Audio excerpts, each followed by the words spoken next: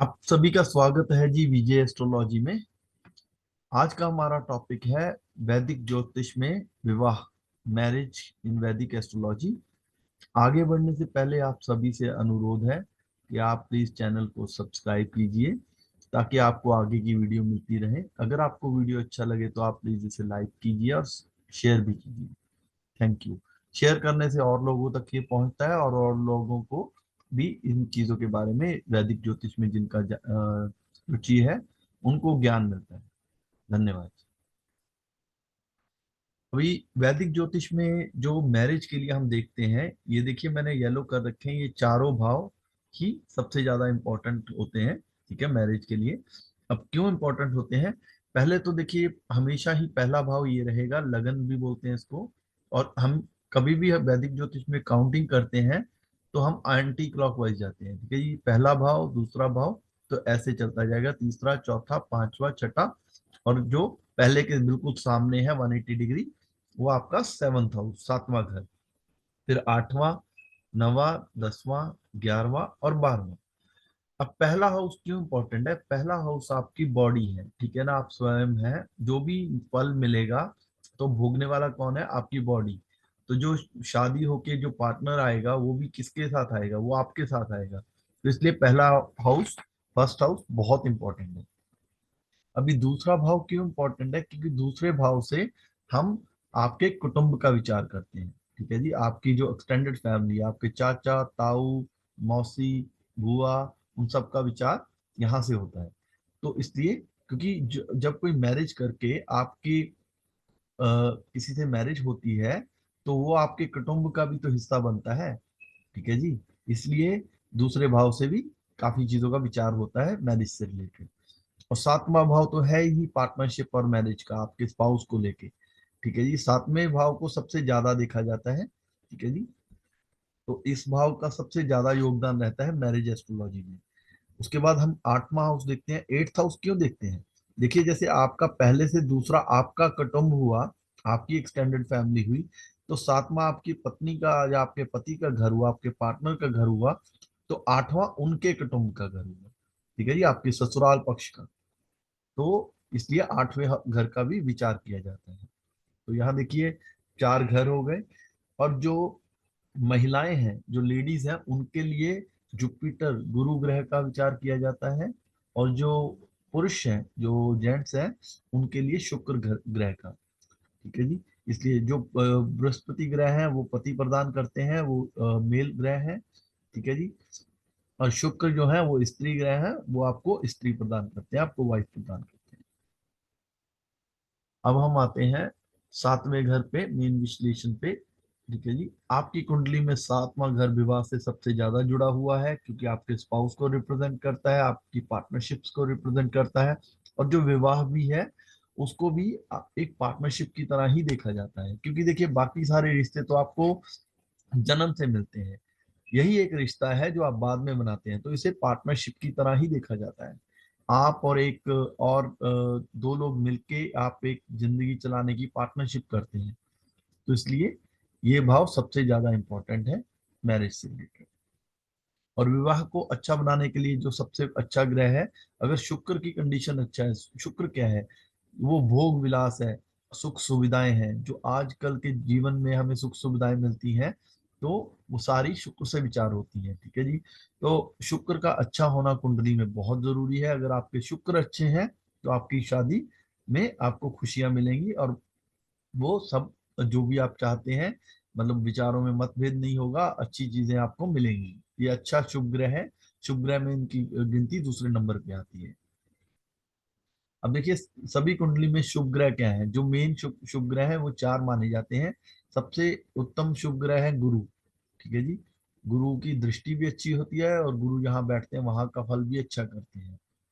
उसके बाद आते हैं शुक्र, उसके बाद आते हैं बुध, और उसके बाद आते हैं चंद्रमा। चंद्रमा अगर शुक्ल पक्ष के हो तो ज्यादा अच्छा है। ठीक है जी, चंद्रमा में बल होना चाहिए तो आपके लिए ज्यादा अच्छा है। अगर चंद्रमा अस्त है या बली नहीं है या कृष्ण पक्ष के हैं तो वो बात अच्छी नहीं है आपकी उंगली में। हम आते हैं हम अशुभ ग्रहों में, जिन्हें पाप ग्रह या क्रूर ग्रह भी बोला जाता है।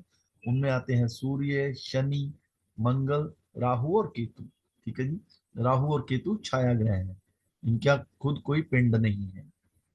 अब जब भी शुभ ग्रह आपकी 7वें भाव में होंगे या 7वें भाव को दृष्टि करेंगे, ठीक है जी, या इन 7वें भाव से कोई संबंध बनाएंगे शुभ ग्रह, तो उस कंडीशन में आपके लिए शीघ्र विवाह होगा और विवाह आपका अच्छा रहेगा, आपका अपनी पत्नी या पति के साथ संबंध अच्छे रहेंगे।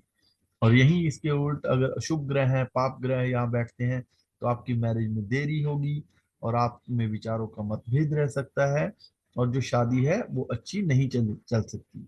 और उसके लिए हमें कुंडली में और योग भी देखने पड़ेंगे, आप सिर्फ एक योग से ही पूरा कुंडली का निष्कर्ष नहीं निकाल सकते। तो इसलिए आपको, अगर आपको कोई डाउट है आपके यहाँ पाप ग्रह है, तो आपको किसी अच्छे पंडित से कुंडली का विश्लेषण करवाना चाहिए, ठीक है जी। अब हम आते हैं नेक्स्ट। जो अगर आपके सप्तम भाव पे या तो चंद्रमा बैठे हो, चंद्रमा या बुध बैठे हो, या चंद्रमा या बुध की दृष्टि हो, तब आपकी शादी बहुत अर्ली एज में हो जाती है, कम उम्र में। जब भी आपकी शादी, जैसे इंडिया में शादी की एज क्या है, लेडीज के लिए 18 है और जेंट्स के लिए 21 है, ठीक है जी। तो वैसे आपकी शादी कम उम्र में हो जाती है। जैसे ये आप देख रहे हैं ऊपर में एक कुंडली, तो इस कुंडली में अगर आप देखेंगे तो चंद्रमा बैठे हैं, लगन में ही बैठे हैं, ठीक है जी, और राहु के साथ बैठे हैं। चंद्रमा क्या है 7वें भाव पे, क्योंकि 7वीं दृष्टि होती है, सभी ग्रहों के पास 7वीं तो दृष्टि होती है, और कुछ ग्रह जैसे मंगल है उनके पास अपना चौथी और 7वीं और 8वीं दृष्टि होती है।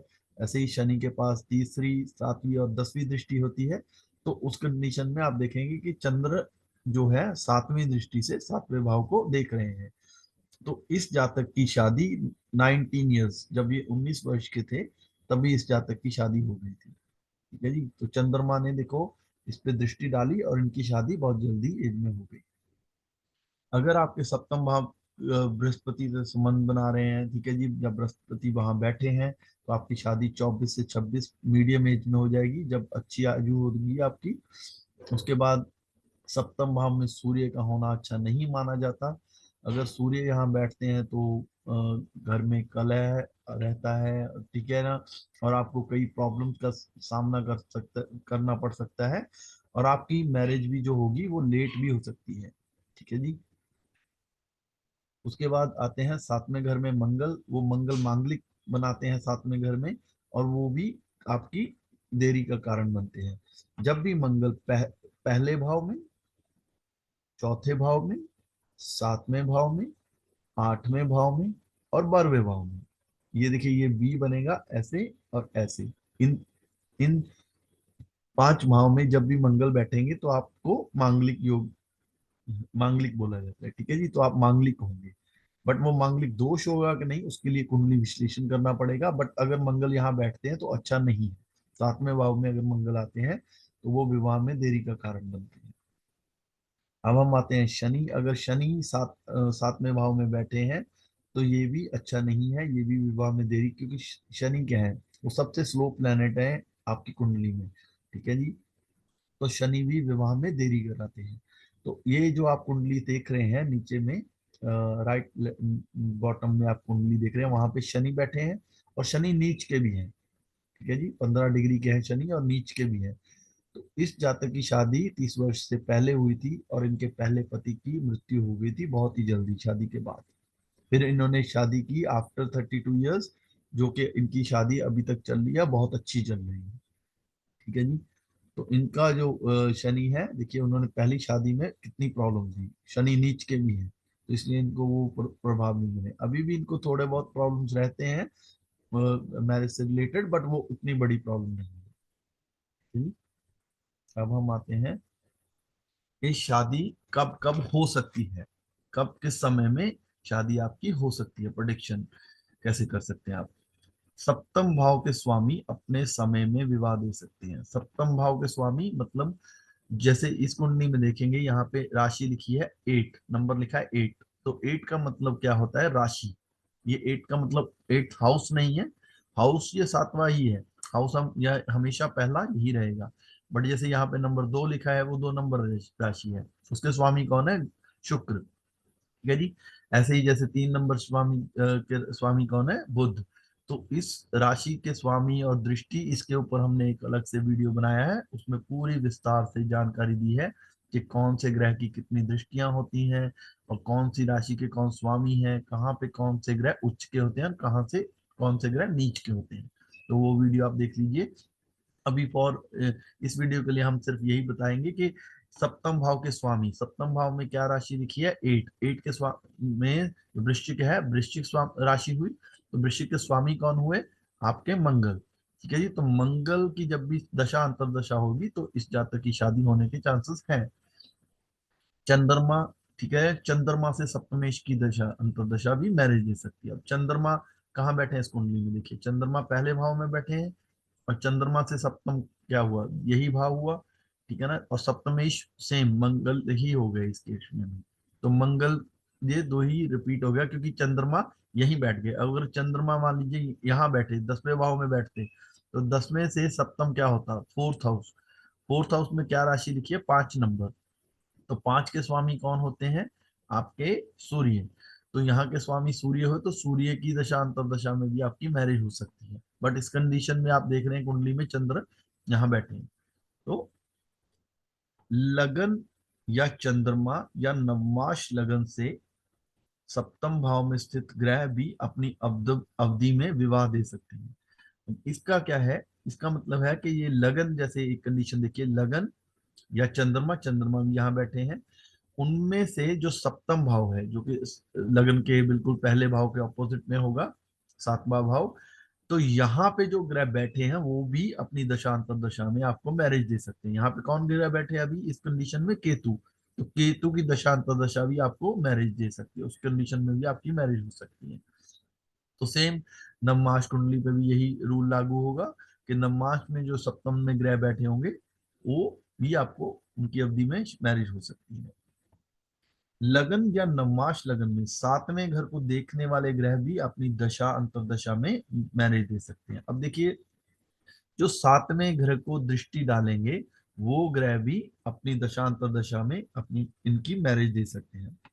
अब जैसे देखिए, दृष्टि का कंसेप्ट क्या है, शनि, शनि यहाँ बैठे हैं, शनि के पास तीसरी दृष्टि होती है, 7वीं दृष्टि होती है और 10वीं दृष्टि होती है। यहाँ से ये तीसरी दृष्टि से देखेंगे 1 2 3 यहाँ पे, फिर उसके बाद 4 5 6 7, फोर्थ हाउस को देखेंगे, 7 8 9 10, क्योंकि ये सप्तम भाव को भी देख रहे हैं शनि, तो यहाँ पे शनि की दशा अंतरदशा में भी मैरिज हो सकती है क्योंकि शनि की दृष्टि पड़ रही है सप्तम भाव में, इसलिए। द्वितीय की जो सेकंड हाउस के लॉर्ड है द्वितीय, उनकी दशा में भी विवाह हो सकता है क्योंकि हम जैसे हमने पहले बात की थी कि सेकंड हाउस आपके कुटुंब को रिप्रेजेंट करता है। अगर आपकी मैरिज के बाद आपके पार्टनर आता है तो आपके कुटुंब में से भी उनका रिलेशन रहता है और वो आपके आगे कुटुंब को बढ़ाते हैं। आपके जो जैसे मैरिज के बाद आपके बच्चे होंगे तो वो आपका कुटुंब में बढ़ोतरी होगी। तो यहाँ के जो लॉर्ड हैं, जो यहाँ के ज्योतिष है, वो भी आपको उनकी दशांतर दशा में भी मैरिज हो सकती है।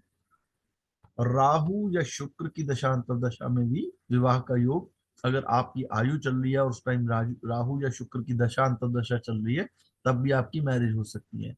जैसे यही एक जातक जो इनकी कुंडली देखिए, तो यहाँ पे राहु की दशा में इनकी मैरिज हुई, राहु में गुरु की अंतरदशा में इनकी मैरिज हुई। ठीक है जी, तो इस ऐसे देखते हैं। अब हम आगे आते हैं, कुछ और योग देखते हैं। शुक्र से सप्तमेश की दशा अंतरदशा में भी मैरिज हो सकती है। अब शुक्र से इसका मतलब क्या हुआ, शुक्र आपके कहाँ बैठे हैं, यहाँ पे। ये देखिए, इस कुंडली में शुक्र आपके 9वें भाव में बैठे हैं, तो शुक्र के पास सिर्फ 7वीं दृष्टि होती है। तो ये कहाँ देखेंगे, देखिए 1 2 3 4 5 6 7, ठीक है जी। अब शुक्र से सप्तमी, ये हुए सप्तम भाव, ठीक है ना, शुक्र से सप्तम भाव हुआ, ये शनि की दशा, यहाँ पे नंबर लिखा है 11, ठीक है ना। तो कुंभ राशि हुई, तो कुंभ के स्वामी कौन हुए, शनि, तो शनि की दशा अंतर दशा में भी विवाह हो सकता है। और यहाँ से अगर आप देखें जुपिटर, गुरु यहाँ बैठे हैं, और गुरु की 5वीं दृष्टि होती है 7वीं और 9वीं, और 5वीं दृष्टि से 7वें घर को देख रहे हैं। देखिए 1 2 3 4 5, और 5वीं दृष्टि से, पूर्ण दृष्टि से ये 7वें भाव को देख रहे हैं। तो गुरु की दशा अंतर्दशा में भी मैरिज हो सकती है। जैसे इन्हीं जातक की जिनकी ये कुंडली है, इनकी जो शादी हुई थी वो गुरु की महादशा में हुई थी। ये देखिए मैंने मार्क भी कर रखा है। तो यहाँ पे हमने जो अभी कंसेप्ट पढ़ा, तो शुक्र से सप्तमेश की दशा अंतर्दशा देखिए, पहले तो गुरु भी सप्तम भाव को देख रहे हैं, गुरु की दशा महादशा देखी हमने। उसके बाद यहाँ पे 11 नंबर राशि लिखी है जो वीनस से सप्तम में पड़ रही है, तो 11 नंबर राशि के स्वामी हुए शनि।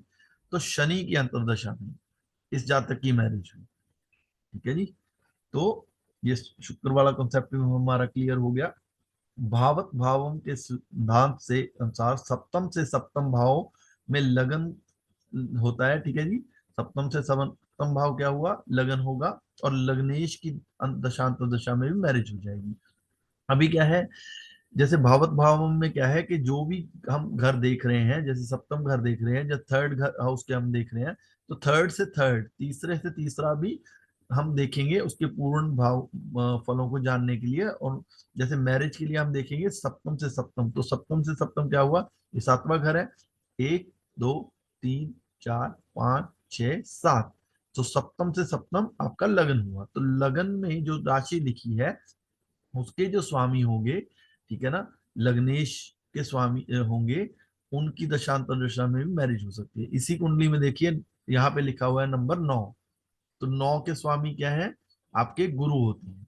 तो इस जातक के मैरिज हुई है जो गुरु की दशा में ही हुई है। ठीक है जी। फिर आप देखिए कि जब सातवें और दूसरे घर के स्वामी किसी तरह से कोई रिलेशन बना रहे हो, तो उनकी दशा अंतर दशा में भी मैरिज हो सकती है। हमने पहले ही बात की है कि जो सातवें घर है वो आपके कुटुंब का है, सॉरी, जो दूसरा घर है वो आपके कुटुंब का है, इसलिए वो भी आपको अपनी दशांतर दशा में मैरिज देने के लिए सक्षम है। तो ये हमारा आज का चैप्टर क्लोज हुआ जो कि मैरिज के बारे में था। ठीक है ना, कौन सा ग्रह किस टाइम पे आपको मैरिज दे सकता है, और हमारे कब आपकी मैरिज की प्रोडिक्शन हो सकती है, उसके बारे में। इसके हमने कुछ योग चर्चा में लिए हैं अभी, इसके और भी योग होते हैं। अगर आपको कोई डाउट हो अपनी कुंडली के बारे में, तो आप उसका विश्लेषण करवा सकते हैं। थैंक यू जी आपका वीडियो के साथ जुड़ने के लिए। आप अगर आपको वीडियो अच्छा लगा हो तो प्लीज आप लाइक कीजिए, कमेंट कीजिए, शेयर कीजिए एंड सब्सक्राइब कीजिए। सब्सक्राइब करने से आपको वीडियोस की नोटिफिकेशन मिलती रहेगी और आपकी आगे की वीडियो आप देख सकेंगे। और अगर आपको पर्सनल कुंडली विश्लेषण चाहिए तो आप vjastrology86@gmail.com पे कांटेक्ट कीजिए प्लीज। और अगर आपको रतन रुद्राक्ष जप या दान के बारे में कोई एडवाइस चाहिए, तब भी आप इसी ईमेल पे कांटेक्ट कीजिए। Thank you. धन्यवाद।